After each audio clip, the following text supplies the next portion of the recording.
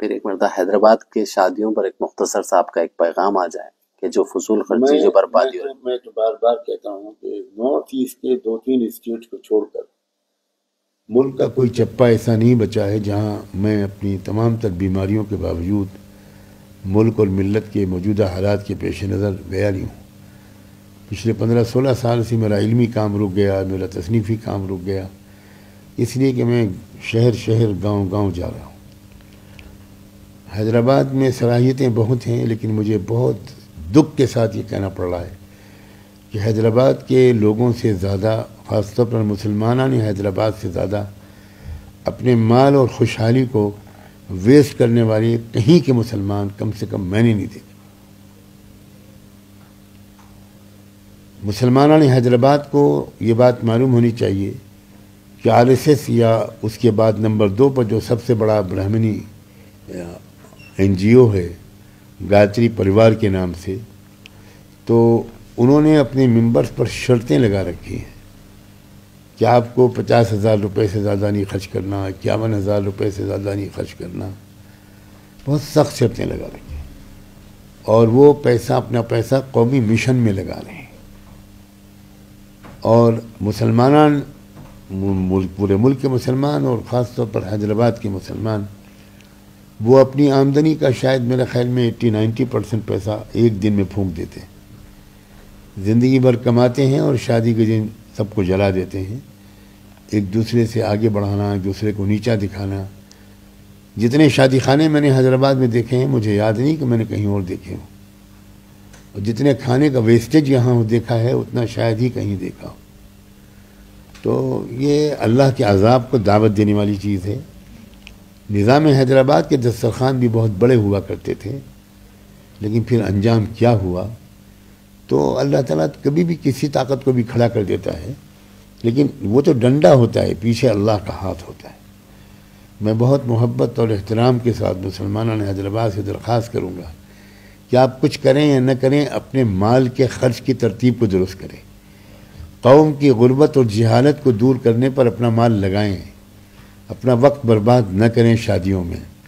بہت سادہ کریں شادیاں، دکھاوا نہ کریں. آج کل اکثر شادیوں میں شادی کے کچھ ہی دن کے بعد میاں بیوی میں پھوٹ پڑ جاتی ہے.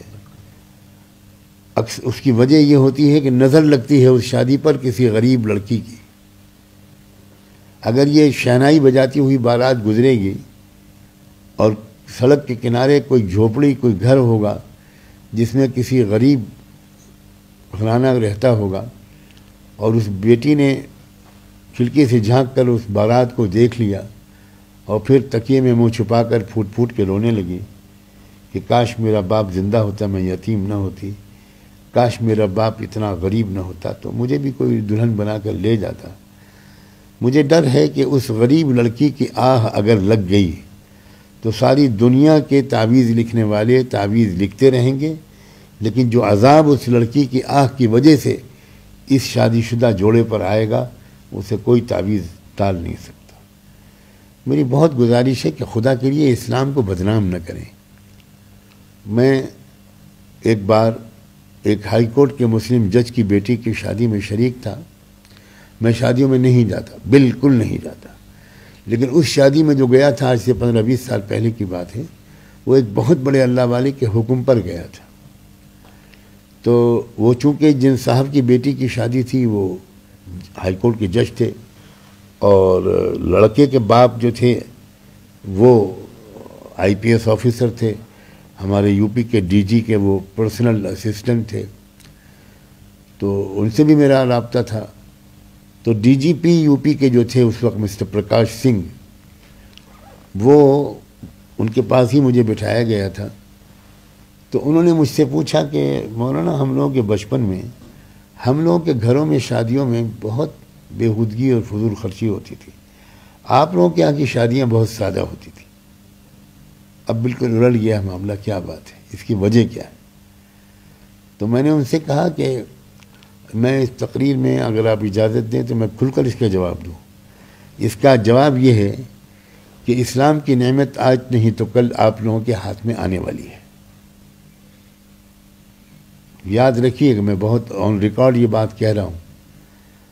اللہ تعالیٰ جب ایک حد تک مہلت دیتا ہے کسی مسلمان نسل کو، لیکن جب مسلمان صرف نسلی مسلمان رہ جاتے ہیں اور اسلام کا بڑا حصہ ان کی زندگی سے نکل جاتا ہے، تو اللہ تعالیٰ اس قوم کو اسلام سے محروم کر کے دوسری قوم کو اسلام کی نعمت دیتے ہیں، جیسے تاتاریوں کے زمانے میں ہو چکا ہے، اور تاریخ اپنے آپ کو بار بار دہراتی ہے۔